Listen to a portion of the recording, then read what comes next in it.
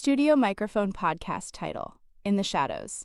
Headphone episode title, The Devil's Teeth.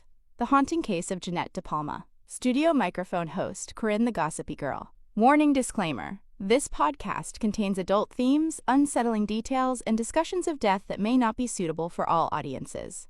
The information presented is based on public records, media archives, and independent research.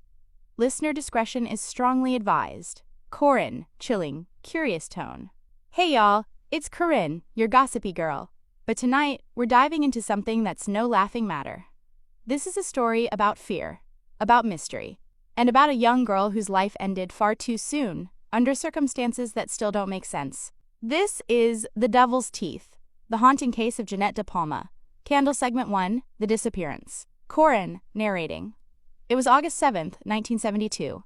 Jeanette De Palma, just 16 years old, told her mom she was heading to visit a friend. She never made it there. Her family filed a missing persons report the next day, but for 6 long weeks, there were no signs of Jeanette, no clues, no trace. Until one day, a dog came home carrying a human forearm in its mouth. Let that sink in.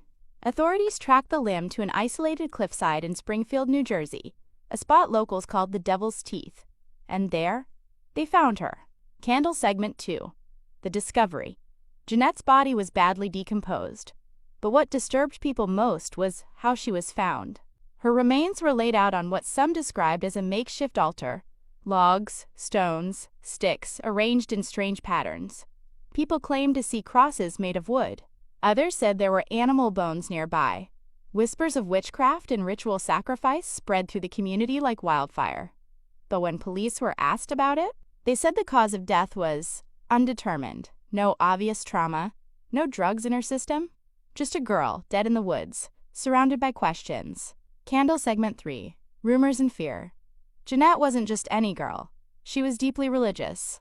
She had once partied a little, but had recently found faith and left that life behind.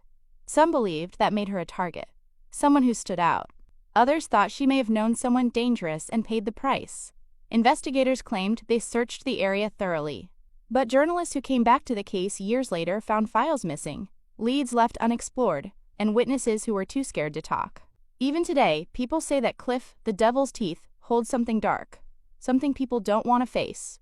Candle Segment 4. Theories and Legacy.